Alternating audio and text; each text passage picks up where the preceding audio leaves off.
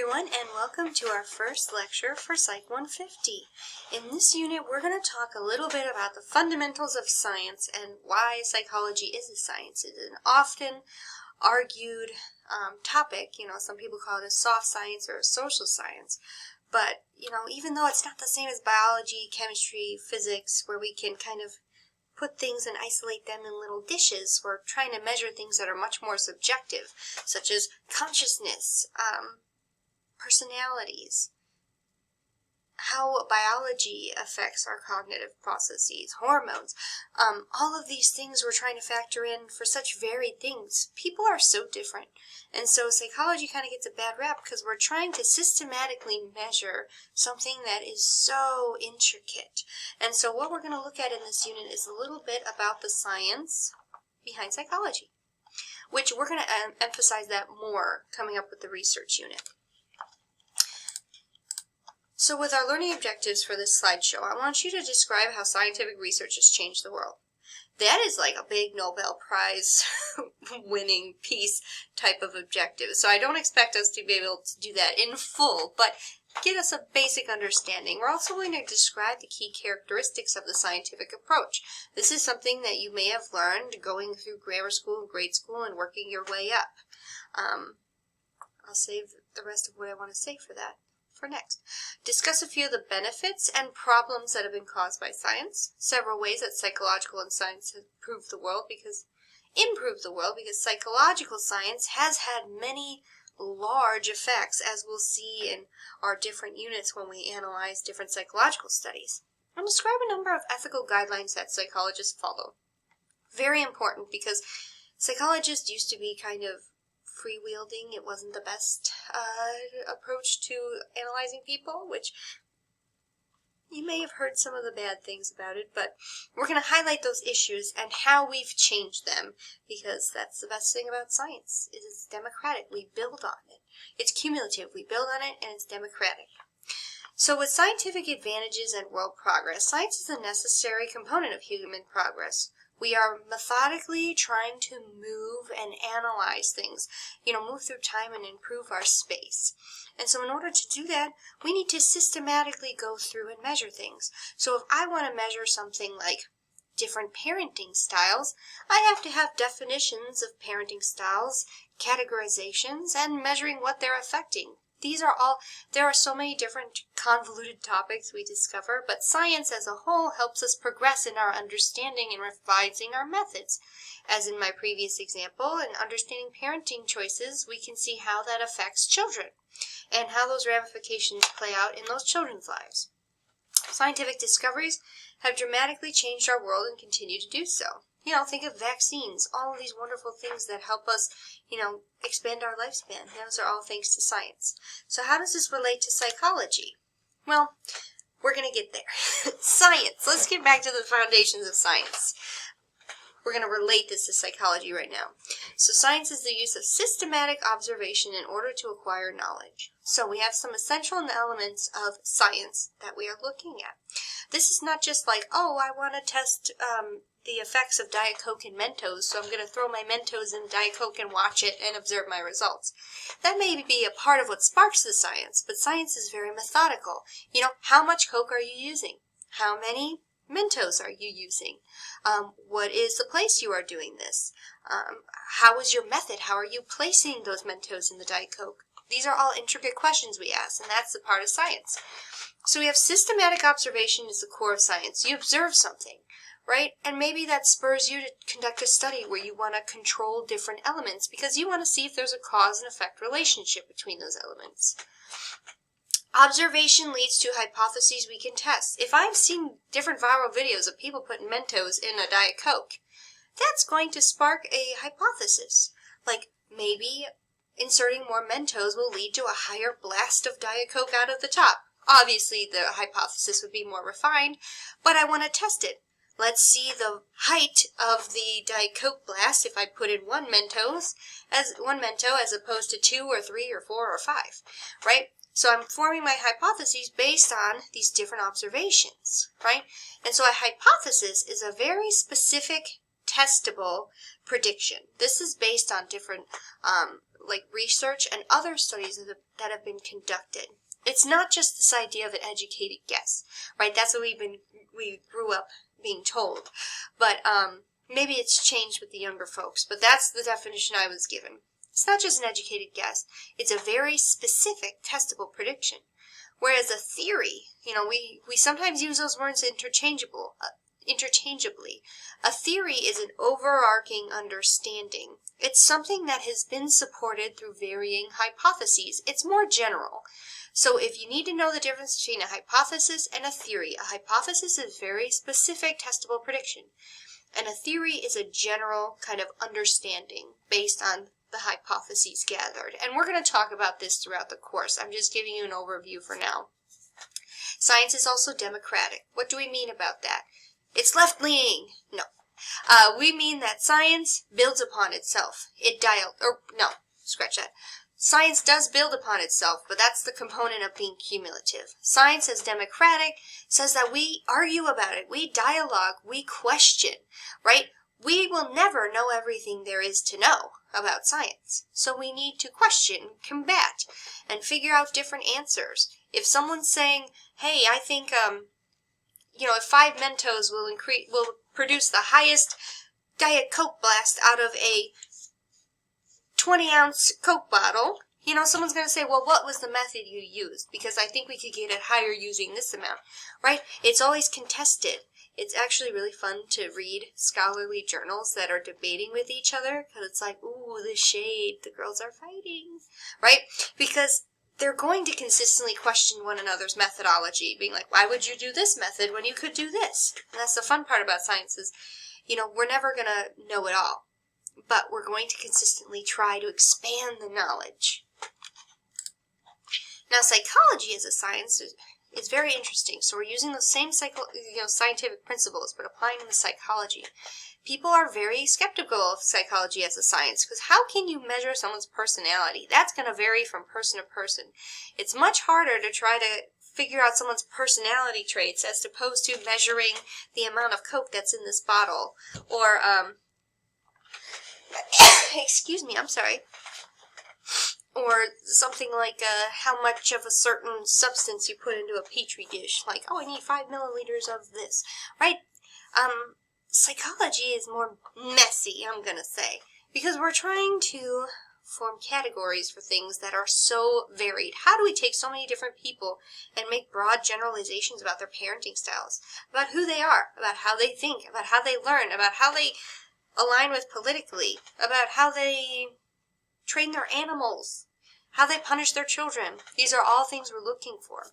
And so these are based on human observations that we've seen. Trent, same thing with science. We've seen something out in nature. Maybe we've seen that some people have a more punishment-oriented approach to parenting. Maybe we've classified them that way. Maybe we see some people that are more focused on promoting positive behaviors with their children. Those are different parenting styles. We've seen it, and now we're like, hey, let's put it to the test. Let's conduct a survey. Let's do an experiment. Those types of things.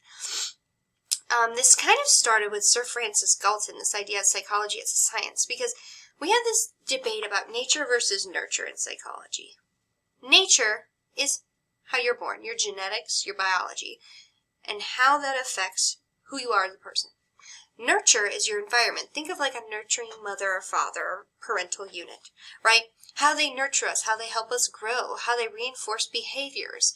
So Sir Francis Galton had this idea, well, we have to figure out nature's influence on people as well as the nurturing influence on people. So how can I absolutely figure that out? Well, he thought, hey, let's take identical twins or monozygotic twins and let's research them. Because monozygotic twins have the exact same DNA, exact same genetic makeup. And so Sir Francis Galton said basically that any difference in those two identical twins, their behavior, any difference could be attributed to nurture because genetically they were the same person. Now, that's a bit of a large, assertion, but he had a good point. And so it spawned a lot of different studies into nature and nurture and what makes a person. Should we focus more on biology or should we focus more on how they're nurtured or develop as a person? So twin studies, these were used for good for good as well as bad. They're kind of sensationalized sometimes, especially like in identical twins that were raised apart, like seeing the similarities in their behaviors, what type of person they marry, type of job they have. It's really kind of cool to watch. But I found an awesome NPR recording of a segment that's presented by twins, and it's talking about the dark parts of studying twin studies, like with the Holocaust and in World War II in Germany, the way they would inhumanely kind of conduct experiments on people. It's heavy listening, but it's very interesting. If you want to check it out, just click that link there. So that's my little warning that some parts are dark. But in modern times, the way we study people, we use self-reports, peer reports. We have people tell us different things about it. If you've ever taken a course eval, that's a self-report. You're reporting on your experience with your instructor. Peer reports. Maybe we want to find out something about someone. So I'm going to ask your best friend. I'm going to have them fill out a survey about you. Psychobiological studies, memory studies. There are so many different studies that we are going to kind of look at as we progress through this course. And with psychology, those boundaries are limitless in what we're looking at. But as a science, remember that we remain methodical. That's the word I'm looking for. We're systematic, very specific in how we're doing things. It's not just free reign like back in the 60s or 60s and beforehand. Studies have to be approved by institutional review boards. So, why are these different studies useful? Some people question the utility. One thing I will say is psychological studies are going to support hypotheses. They do not prove them. So don't use the word prove, because I'll go, because there are so many factors and what are called confounds or confounding variables when we're looking at social sciences that we cannot explicitly say something proves it, because that says certainty. But we can say that something is supported. It may be likely, and so it is supported by the data. So there is a difference in those semantics. Interventions to help people live better lives. That's the big thing about psychology. We're looking at how can we enrich that human experience. So we have effective treatments for psychological disorders. That's a big one. We're going to talk about that when we get to abnormal psychology unit at the end. What are different, I've included a supplemental resource in our unit folder that discusses all the different routes that psychologists can take. That's in Unit 1. We have sports psychologists, military psychologists, educational psychologists, industrial organizational psychologists, for example. Organizational psychologists work for the business. They say, how can we improve satisfaction in worker production? They study things like the work hours that are given, vacation times, whether people take their vacation or not, and how that relates to the impact on their work, what kind of benefits people like, what makes them more committed to their job, all those types of factors. And then human factors psychologists, they'll look at stuff like the safety and utility of products. One example I saw, they looked at how buttons on a dashboard of an airplane are laid out, and how that increases efficiency with how the pilot is piloting the plane. Or you can think of the structure of a chair. So that human factor psychologist may look at the structure of a chair in terms of how it helps with someone's productivity in what they're creating. So it's pretty cool, all the different areas we can go, like some things you wouldn't even think of. And then we have forensic scientists, which you may have heard of. Sometimes you see them sensationalized on the media. Being eyewitness, or what are they called? Expert witnesses. And talking about their experiences, looking at, why people do what they do. Or you could be Elizabeth Loftus and study the eyewitness testimony process, which is inherently flawed according to her hypothesis. And we're going to talk about that in Unit 4 or 5. So the ethics of scientific psychology. We're doing research with people, and enriching people's lives is the main kind of focus that we're looking at. And so when we research with people, we have safeguards to protect them. There were different experiments back in the day, Tuskegee syphilis experiment, Stanley Milgram experiment, that went horribly wrong. They were using people and not considering the physical and mental harm that we were putting these people through in order to test different hypotheses. Humans are not test dummies, okay? They have to be told, informed of what they are consenting to. They have to understand what the study will entail, and they have to say, yes, I want to participate. They have to know that their information will remain confidential.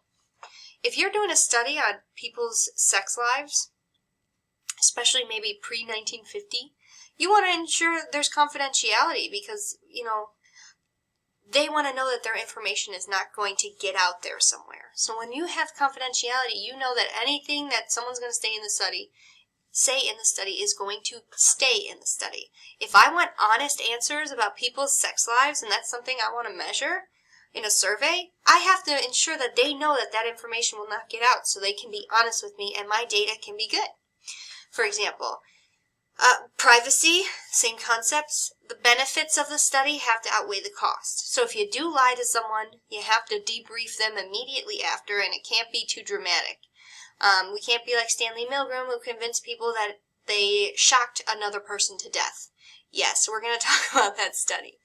And deception is okay sometimes. Remember, the benefits have to outweigh the cost. So those ethics are very important in psychology. These are professional guidelines. I know sometimes people use ethics and morality together, but morality is more personal and subjective, whereas ethics are professional guidelines. So morally, someone may not feel comfortable conducting morally, someone may decide, hey, I think it's a great idea that we shock people and see their reactions. But ethically, that's the organization behind the study saying, no, you can't do that because that's not what we represent as an organization. So morality is very personal, whereas ethics are professional guidelines and they're templates. So when we do a study, we have to make sure that it is approved by the Institutional Review Board before we proceed. And they look at all those different facets. That's why it's very important to be detailed and systematic.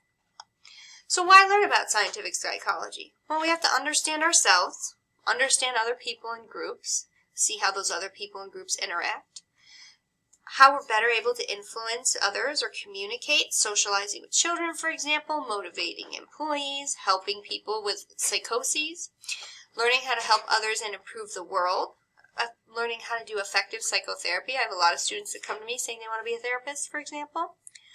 Learn a skill that will lead to a profession. Like, these are all people skills. They're highly valuable, and it helps us to be more empathetic and understand what other people are thinking and going through, or conceptualize what we're going through.